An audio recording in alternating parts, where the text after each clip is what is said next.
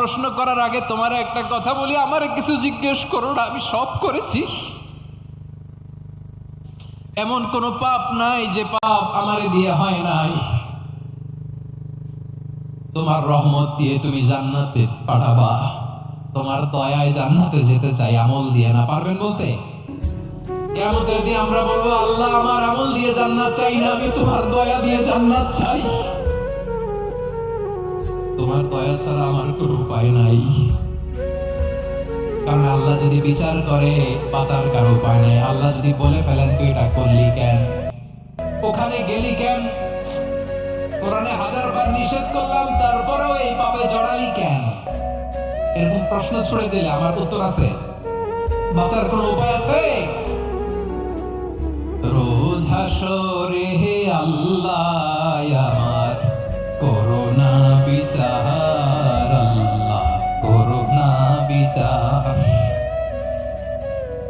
বিচার চাহি না তব দয়া চাই, এ গুনাহগার আল্লাহ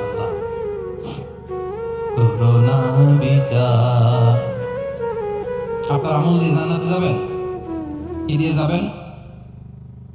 আল্লাহর দয়া দিয়ে। আল্লাহর রহম আর দয়া ছাড়া কেউ জান্নাতের চেহারাও দেখতে পাবে না। আমার প্রিয় ভাইরা, এই দোয়া আল্লাহর কাছে পছন্দনীয় হওয়ার কারণ তিনটা। দোয়ার প্রথম অংশে আছে তাওহীদ, আল্লাহর একত্ববাদের ঘোষণা। এই দোয়ার দ্বিতীয় অংশ আছে তাসবিহ, আল্লাহর প্রশংসা সূচক বাণী। এই দোয়ার 3 নাম্বার অংশ পাপের স্বীকৃতি। তাহলে আমরা সবাই গুনাহগার। আমরা আল্লাহর কাছে পাপের স্বীকৃতি দিয়ে বলবো, ও আল্লাহ ইন্নী কুনতু মিনাজ জালিমিন, আমরা জুলুম করেছি, পাপ করেছি, অন্যায় করেছি, আল্লাহ বুঝতে পারি নাই, শয়তানের ওয়াসওয়াসায় পড়ে, বন্ধুর পাল্লায় পড়ে, নফসের খায়েশ মিটাতে যে আল্লাহ করে ফেলেছি। তুমি গুনাহ না মাফ না করলে আমাদের গুনাহ মাফ করার দ্বিতীয় কেউ নাই। ঠিক কিনা বলেন? এভাবে অনুতপ্ত হয়ে যদি আল্লাহর কাছে দোয়া করেন,